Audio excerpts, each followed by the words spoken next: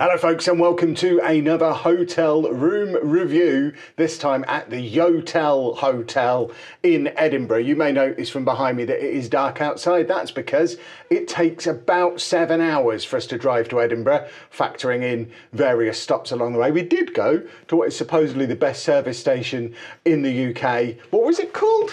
It was on the M6 somewhere.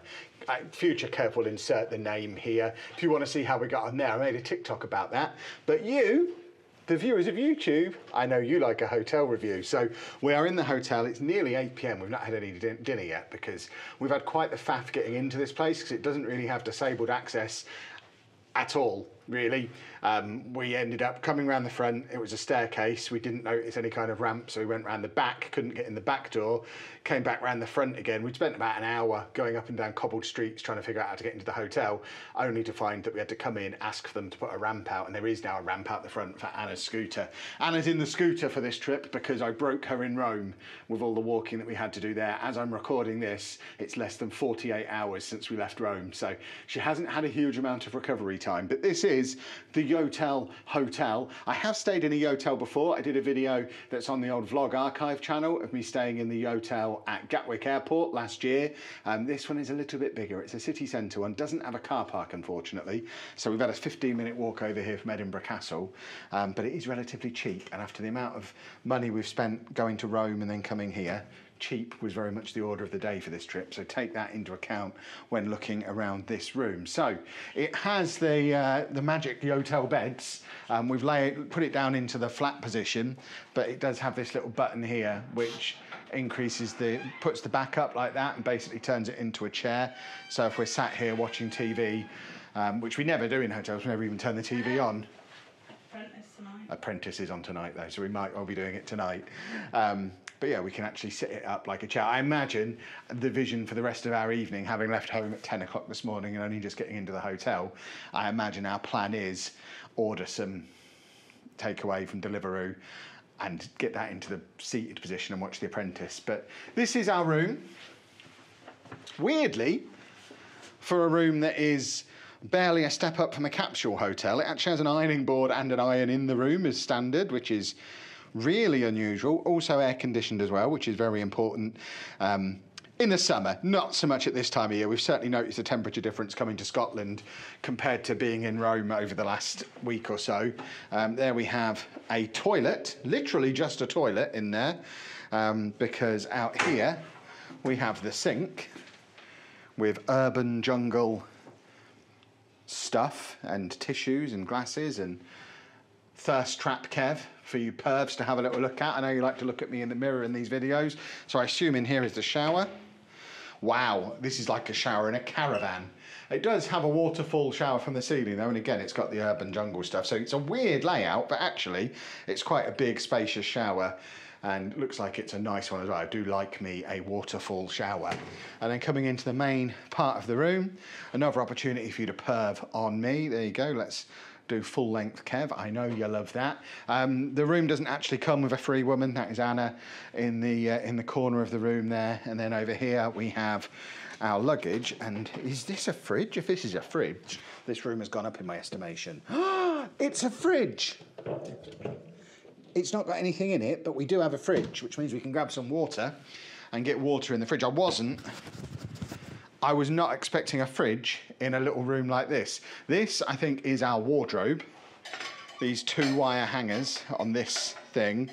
Frustratingly, just like every hotel we've stayed in lately, the side of the bed I sleep on, where I need my sleep apnea machine, doesn't have a plug, but Anna's side has 2 plugs. We've got a plug there as well. I always travel with an extension lead, so we should be good getting my my CPAP machine plugged in.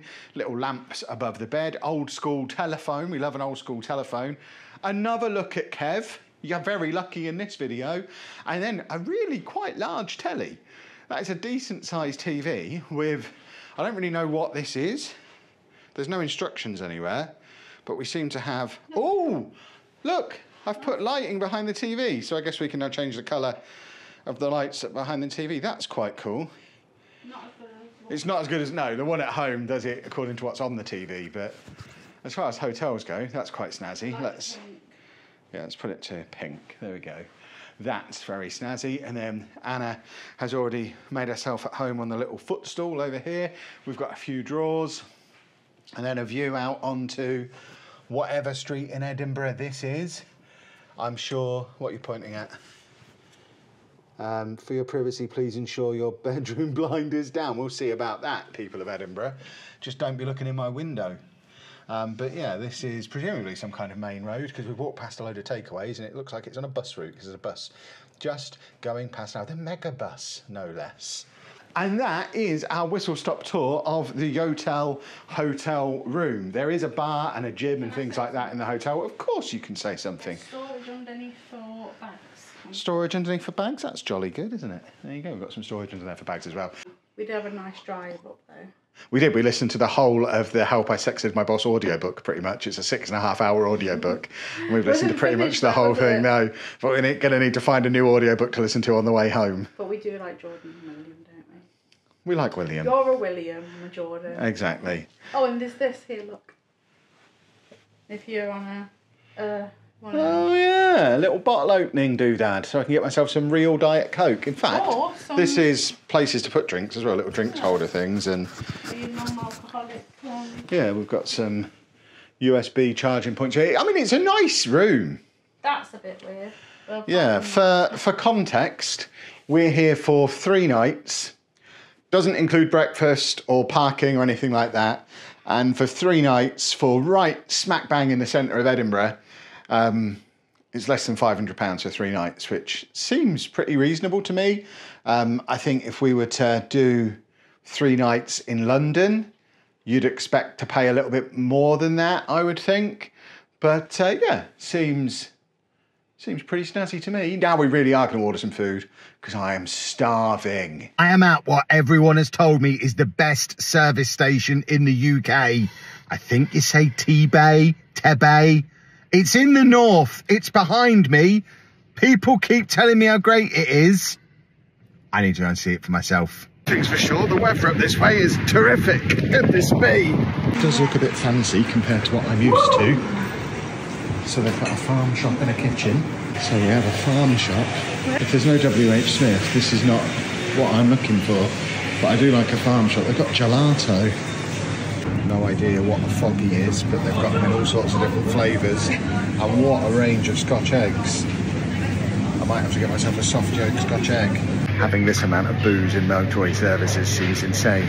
And some Kendal mint cake since I was a kid. Wowzers. That's when you know it's fancy, when the water comes in cartons. Got an actual butcher's counter in here.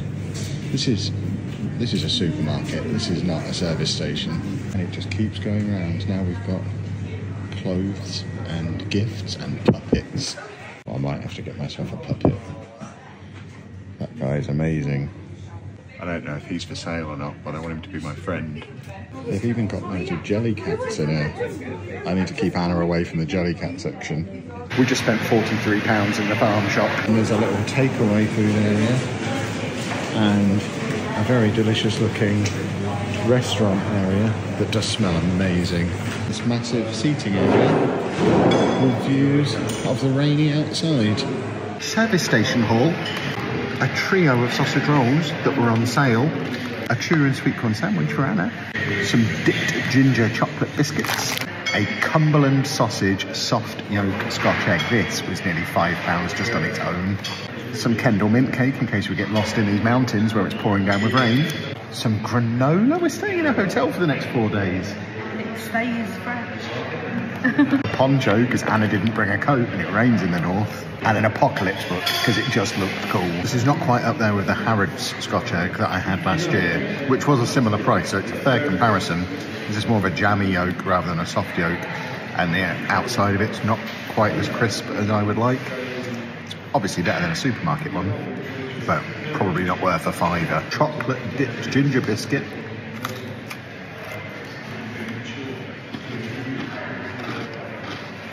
Is good. Now, is this the best service station in the country? I'm not even sure I'd classify it as a service station, really. It's a nice little, next to the motorway, farm shop, countryside shopping experience. But if you're just looking to get off the motorway, grab a McDonald's and a magazine and get going again, it's not really the place for that. So I think it's worth a visit if you're up north on the M6. Be prepared to spend a lot of money. There is nothing in here that's cheap. Be prepared to spend a few quid. Don't bring the kids here because they will want all the toys. I still prefer rugby, to be honest. It's got a KFC and a WH Smith.